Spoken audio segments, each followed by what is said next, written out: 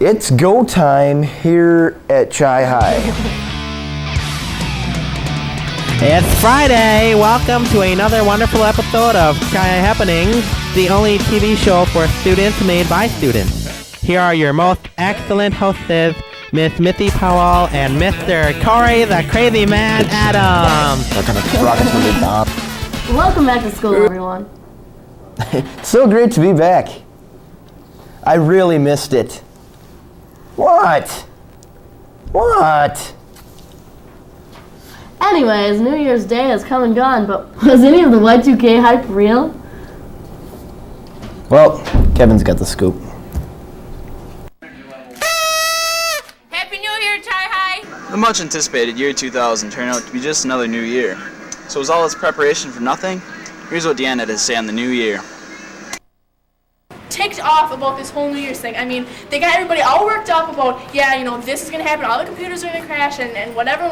What happens? Jack squat. Nothing happens. We didn't even get out of school the first day back. One thing the new year did bring was Class of 98's Pat Weidig and Brent Jensen with a message for Chi High. You guys want to say something to teachers? New Year, everybody at Chi High! Blast from the past, Class of 98! That's right, 98, baby! Some other students that were disappointed by the much-hyped Y2K bug were Jeb Ryder and Brock Schweistel. Millennium bug. Ooh, big scary thing. Apocalypse, nuclear holocaust. I'm expecting all this stuff. Nobody dies. All I hear about is some nuclear plant in China that fails for an hour and then they get it back running. Nobody dies, not even like a scrape on the knee or something. I mean, Y2K, what the heck? I wanted something to happen. Some lights to go out, some school to be missing. I don't know. I'm aggravated by the lack of things that happen for Y2K. Here's an interesting theory thought up by Reed Simonson. It's a computer nerd conspiracy. Y2K, all big hoax. Fake, made a lot of money off it. Even though nothing major happened, there are lots of minor glitches, and Y2K problems can still occur through late March, so keep an eye on the economic impact of the Y2K bug. This has been Kevin Schmidt reporting for Chi High Happenings. This stinks. What stinks? I got a parking ticket yesterday. Well, whose fault is that for parking in the staff parking? I swear I didn't see any staff parking only. Right.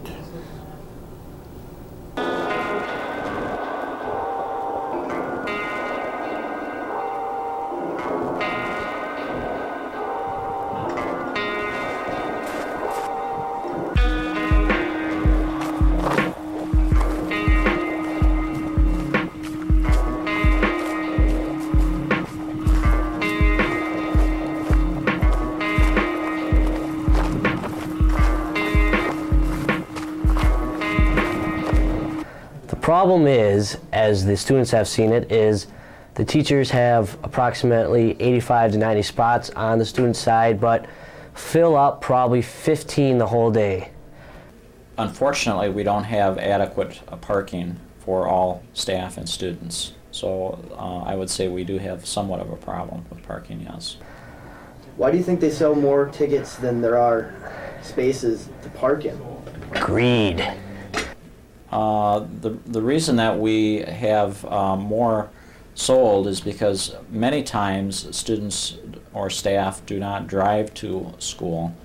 So rather than having those spaces stay empty, we feel that it's better to fill up the parking lot as much as possible. That's right, even if it means not everybody gets a place to park. I just feel that it's unfair that the students arrive here before the teachers do, and they're allowed to have the not as good parking spot, and the teachers can show up here at 8:30 and still have the close parking spots. And even at lunchtime, there's still all those open parking spots, and we're still forced to park in the back of the lot because we're going to get ticketed if we park in the teachers' parking. So the rest to be students. I mean, they don't use all those spots. So basically all those spots are used. They're all filled up sometime during the day. Well, they're designated for a staff person. Now, whether or not every staff member drives to school is another issue. Either give them their 15 spots and put the rest back to the students, or maybe think of a different policy as to the whole parking lot way of running things. This has been Cory Evans for Chi High Happenings. Hey, Cory. Yeah. Have you cleaned your locker lately? No, why? Because the sniffing dogs are coming to school, and Sonny's got the story. Money. Like any other school, Chi High has its share of drug users. But what's a school to do? The Chippewa Area School District has decided to take a more proactive approach towards curbing the drug problem. On Thursday, December 16th, the school board passed a vote to bring in a drug-sniffing canine unit into the school to sniff out drugs or drug paraphernalia. And we're going to try to have this be as unobtrusive as possible in our building. The dogs will just do a search of lockers in the parking lot, and the students and staff may not even know that they were here. But it's going to happen during the school day. But what do the students have to say about bringing in the dogs? Personally, I think it's all good, and I believe that they should be able to use the dogs to bust punks, because it's very scary how many people are actually drug users, and that has to stop now. I feel that the drug sniffing dogs, by them coming, this would be an invasion of our privacy, but I guess they're already coming. Well, I think that they should check all the lockers and stuff, make sure ain't nobody has anything, because drugs aren't cool. It's good. It's a good thing, I suppose. To some students, it may seem an invasion of privacy, but according to state law, it is not. Lockers are not the private property of students. They are owned by the school district, and the school district carries the right to search any locker as declared by the Wisconsin state statutes. Besides, drug use and/or possession is strictly illegal on school property.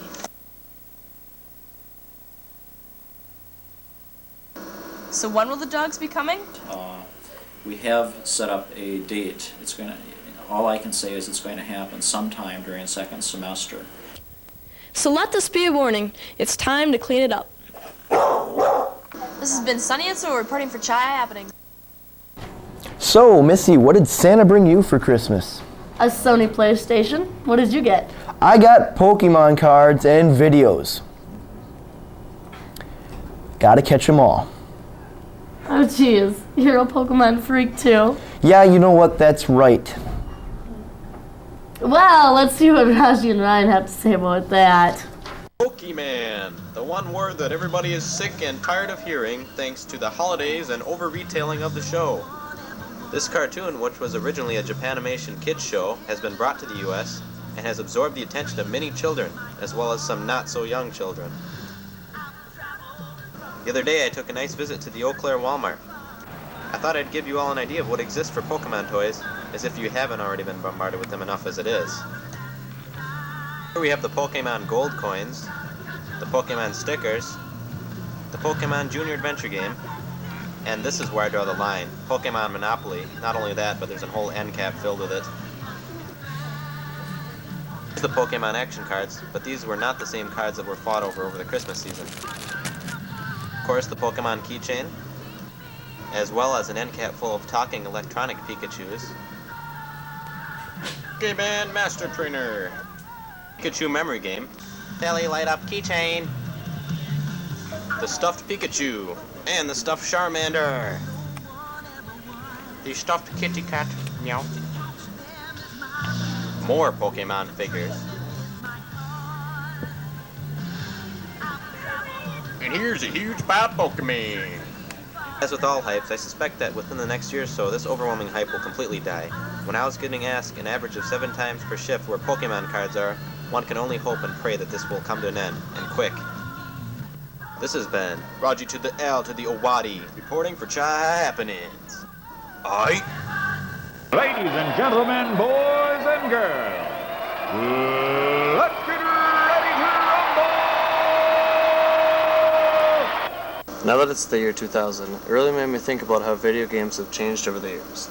The system designs have changed a lot, so did the quality of the games. The intros went from poorly animated garbage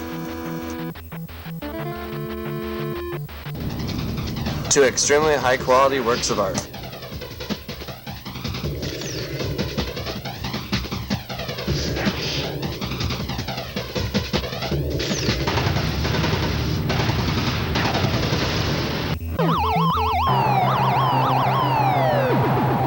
The characters in the games have become more and more detailed and realistic. 3, 4, I can't go on! He ain't nothing. 1, 2. Football games have taken a dramatic change to the point where you feel like you're actually controlling a real player. Ismail fields the ball.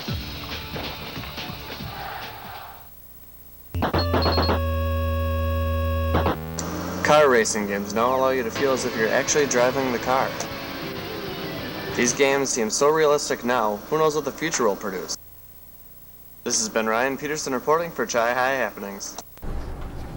Oh man, my cousin got so wasted on New Year's, he barfed all over the place. It was terrible. Serves him right. Maybe he should have taken the Arrive Alive class. What's that? See, we're going to go to Beth for information on that one. A new group has been formed to educate students about drinking and driving. It's called Arrive Alive.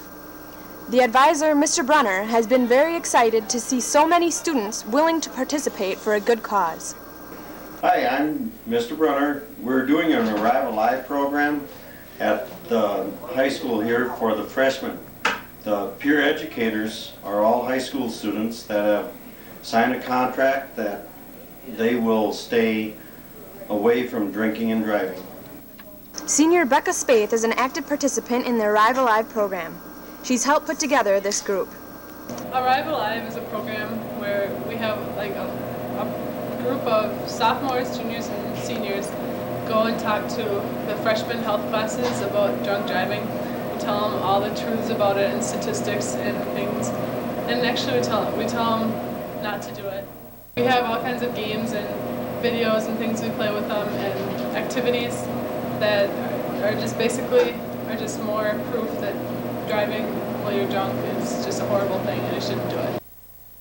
At the end of a 3-day course, students are approached to sign a contract saying that they will not drink and drive. The fact is that drinking and driving is not a good combination.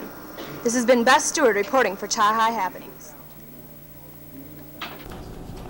You know what? This is really driving me insane. What? These people with their cell phones, everywhere I go, they're sitting there, they're driving down the road in cell phones, just talking to them, not even paying attention. What's up with that? Don't even get me started, Cory. As if drivers today weren't distracted enough by things such as icy roads or snow, especially during the winter. One of the main causes of death, even outdoing alcohol and drug usage, is talking on cellular phones while driving. This may be an all too common sight nowadays. In fact, the number of mobile phone users has grown from 500,000 to 63 million and is still growing, without consideration for suitable driving. Maybe mobile phones should be strictly used for emergency, though they seem to be the ones causing most of them lately. And now as drivers without the phones, we have to concentrate on watching for the people with phones. And the main cause for this is because, in fact, certain studies show that 34 to 300% more people were likely to get into an accident after talking on their cell phone.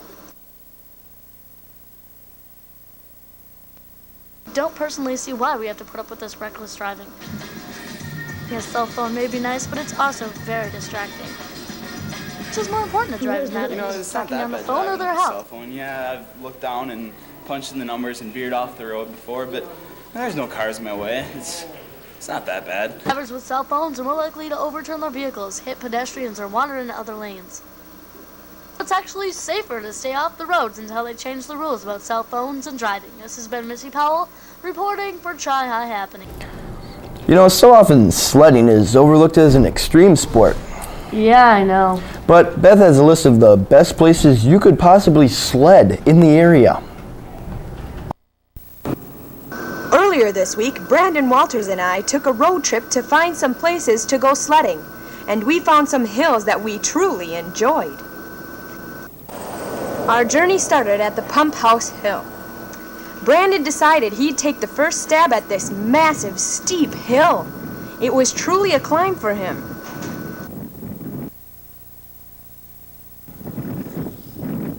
Finally, after some hard work put in by Brandon, he made it to the top. Congratulations, Brandon, and look forward to the way down.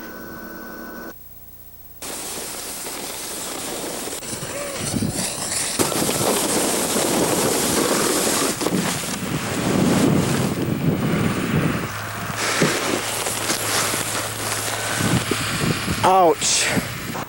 And next I gave it a shot. There's a little hill behind the Chippewa Mall, and, well, it went okay for me.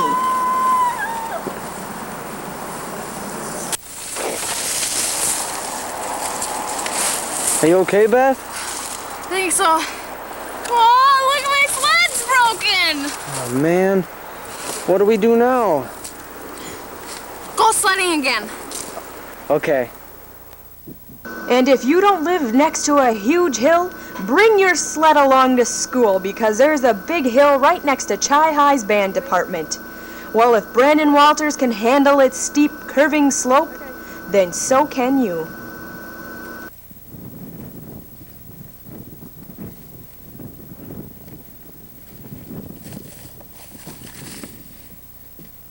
Well, I mean, this of course isn't as treacherous as the last hill was, but I mean, as you can see, it's a rocky way down to the bottom. And it does give you quite the rush. Thanks for coming sledding with us.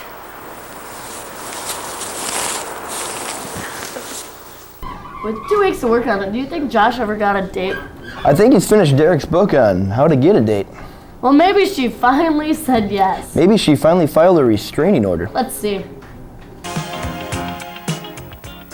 Hi there, and welcome to the 4th edition of Dating Ain't Easy. This show is made for all the students who are in need of dating advice. The advice given should be used only under extreme circumstances. Keep in mind that the advice given is coming from an idiot.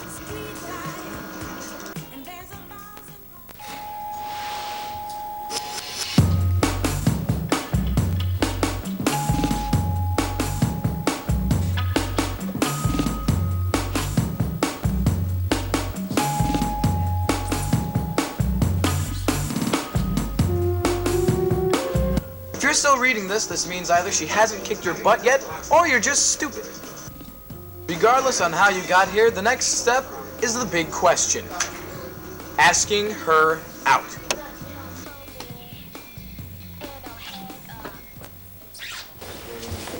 Hi. So how was your Christmas vacation? Fine. That's great. That's great. So if you're not doing anything tonight, maybe you want to do something with me? I'm busy. Right. Right.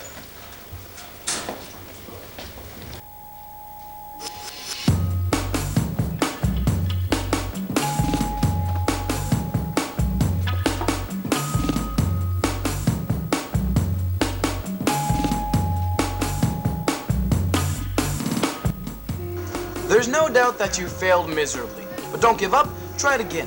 And this time, be less pushy and edgy.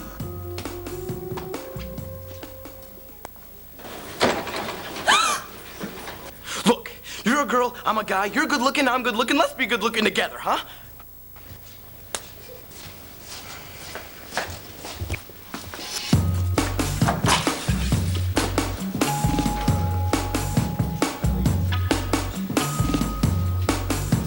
Well, if you still haven't gotten a date yet, your last chance, and your only chance, is to beg.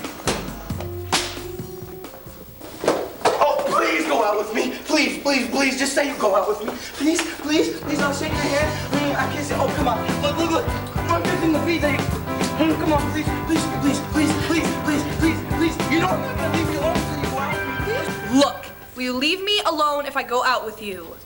Yes! Fine. Pick me up at 7.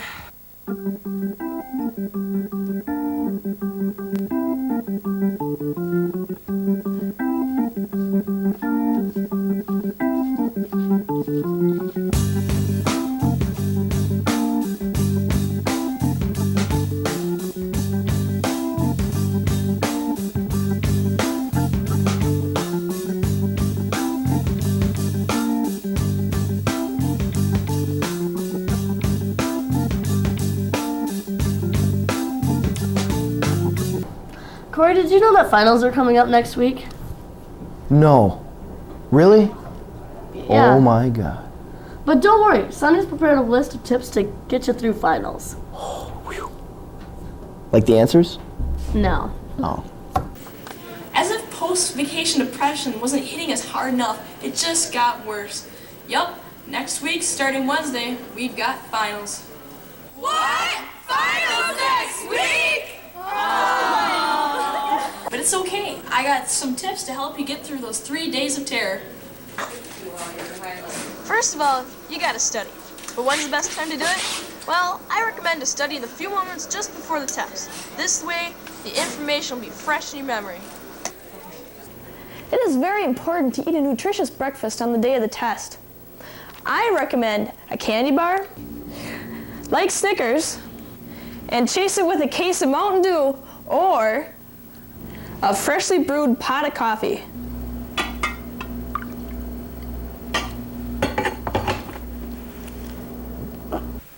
When beginning, I suggest reading the test questions to yourself out loud. Reading out loud helps you understand the question better. And if you do, you may just be helping out a fellow classmate who may be having trouble reading the question. What is the square root of 398? Oh, thanks. I was wondering what that said.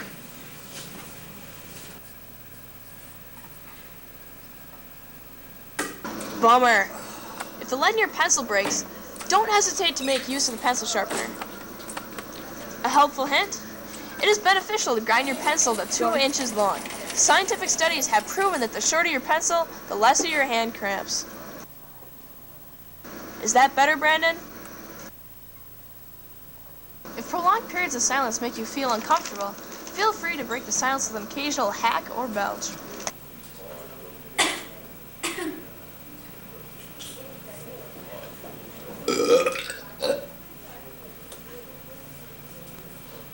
If you feel the urge to use the bathroom, don't hesitate. There's no reason to sit all uptight.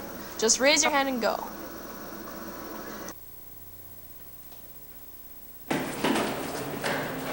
You should release all the pressure you can. This will help lessen the stress of taking the test. Well, that's it. Good luck on finals next week.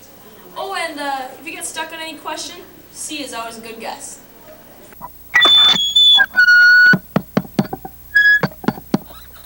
Good morning, students and faculty. If I could have your attention, please. One. Hey, Cory, get out your calendar and mark these dates to remember. You mean you're actually organized? Yeah, and Brandon's got a preview of dates we have to remember.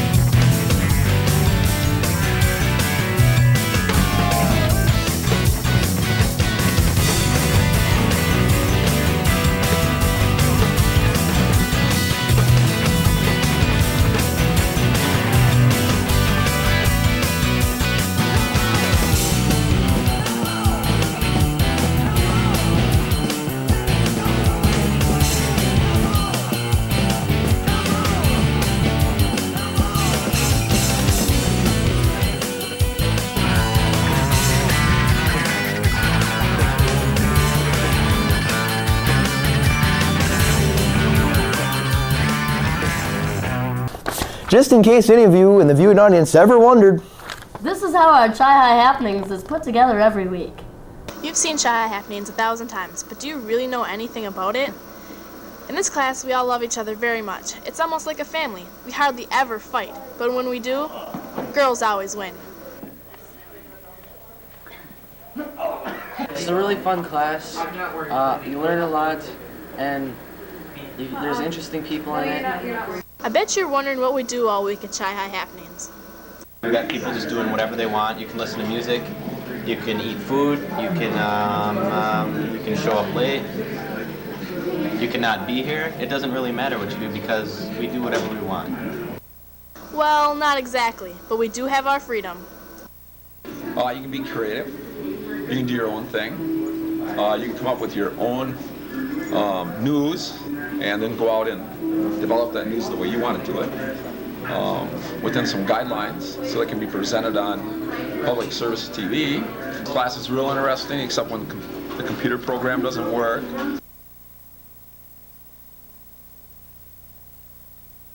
Avid Cinema is the program we use to edit our stories. It doesn't always work the way we want, though. Each week a director is picked who films the anchors and edits the show together. On Thursday, we all sit down and watch our final product. So why would you want to be in this class? I think that this class is the best thing that's ever happened at Shy High because it not only gives us a chance to put our creative ideas onto film, but show them to the rest of the community and the rest of the local area. And I think that kids would be very delighted to come into this class. There you have it. Sign up for TV productions today. This has been Deanne Kosmicki reporting. Okay.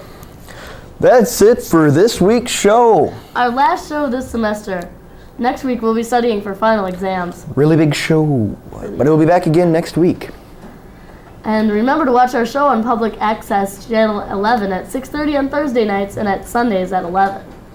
If you're lucky, you can see us on study halls on Friday. Finally, if you're in Eau Claire, you can catch us on Tuesdays at 6. Wow, so there's certainly no reason you should not watch Shy High Happenings. Booyah! That's right.